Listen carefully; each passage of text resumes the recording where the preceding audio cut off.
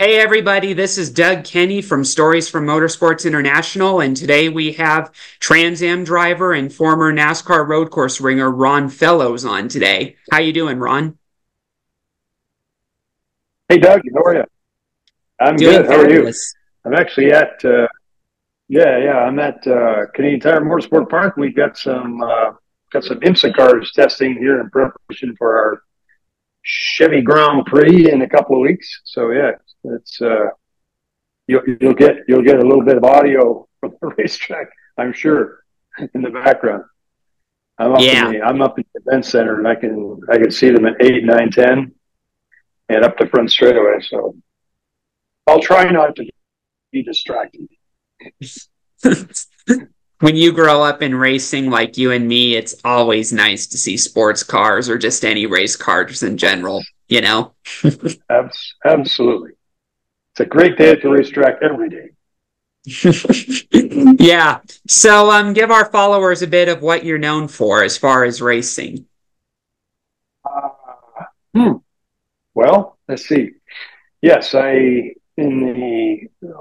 more of an international or in the U.S., I would be starting with the SCCA Trans Am Series, first with Ford and Roush, then Tom Gloy Racing, and then American Equipment Racing and the Chevy factory team.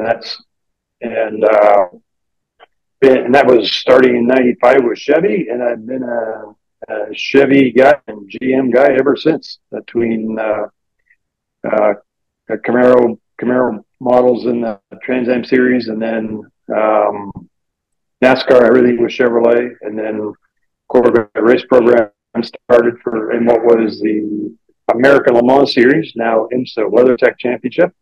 Yeah, pretty much kind of dabbled a little bit in prototypes, just a little, but predominantly Trans Am, ALMS slash IMSA, and NASCAR road races. Yeah. So, how did your racing career begin in your home country of Canada? Yeah, it's a long time ago, Doug. I started out. I did do some karting in the mid, and yeah, sort of mid '70s, and then got into got my license racing my uncle's B sedan Datsun 510, and then got into Formula 1600, and essentially went broke, and I spent uh, four about 4 years paying off the debt, 4 or 5 years in the early '80s, early to mid '80s, and managed to. I worked in construction, so I was a machine operator, and for a natural gas company, and did that for almost 10 years, and then got a job working for Richard Spinard at his new racing schools, and I started that in '86, along with the getting my career revived in '86 with a brand new series that was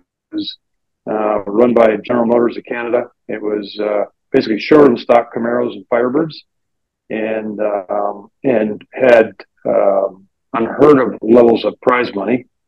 So we're talking the late '80s here, and the $20,000 car, you could compete to win $6,000 back then. It was very popular. The first race, which was here at Canadian Tire Motorsport Park, and then Mosport, the first race of the what was called the Players GM Challenge, had 76 cars, a mix of Camaros and Firebirds. Then you could actually drive the car to the track and put shaved Goodyears on for the dry, and take the caps off the mufflers and or the exhaust, bypass the catalytic converters on the mufflers, and away we went. That was it. It was an awesome series, and that series did a few things for me. Number one, I learned how to race in very close quarters. I also learned how to manage brakes because they were short and stock cars, so they didn't stop particularly well. You need to work. You need to save brakes, and also it was a huge success from a marketing standpoint. So that meant you could find sponsors, and it was very marketable. So I managed to get first hooked up through Richard Spinard with Canadian Tire, the Motomaster brand, and then I moved to do my own team with my brother Rob, and we got backing from Sunoco and a mutual fund company called McKinsey Financial, and yeah, that was that's what led to an opportunity in Trans Am. I won the championship in that series in '89, and as a reward, the president of McKinsey, he sponsored me for 3 races in Trans Am series with Roush, and I managed to win one, and that was sort of the springboard to getting more opportunities with Roush. I didn't do a full season until 1990. I did a partial season with Roush in what was then the Motocraft AER car, and AER manufacturing out of Carrollton, Texas. I remember pleading with Jack to get a ride in 1990, and he said, "Let me see what I can find." We got a little bit of budget from Motocraft. There's this company called AER Manufacturing in the Dallas area, and they're real nice people, and if they like you, they might stick with you. So we ended up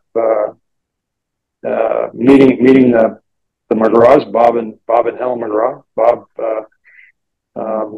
is the owner of AER Manufacturing, and he took a liking to yours truly, and has been a sponsor ever since. We're talking 34 years. In the last few years, he's been helping my son on the Canadian NASCAR series. So AER has been an amazing partner. They helped in the early days of the running the Trans Am series with Roush and then Tom Gloy, and then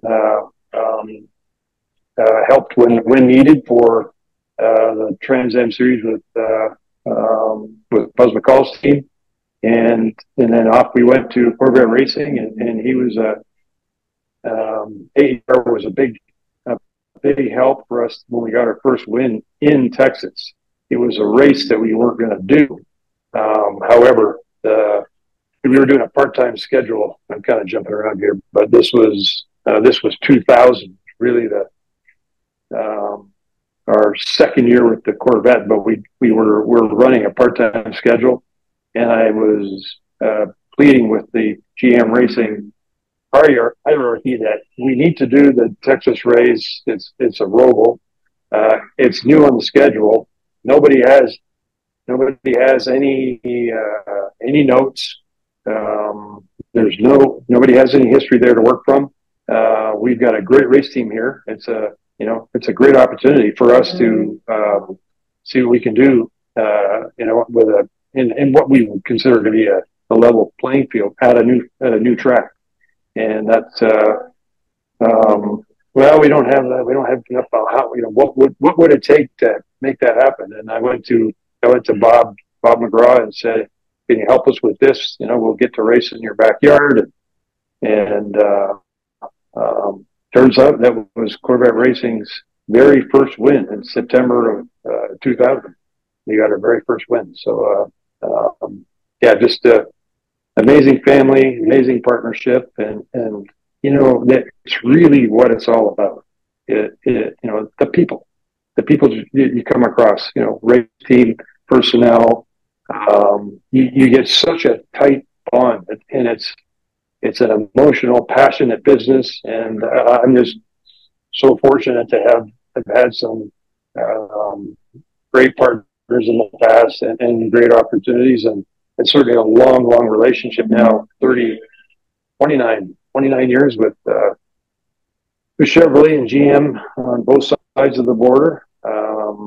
It's morphed into other ventures as well. The high performance rate, the driving school, and ownership in this track here. So yeah, it's a long way around the barn to get there, Doug. But that's kind of what we're up to.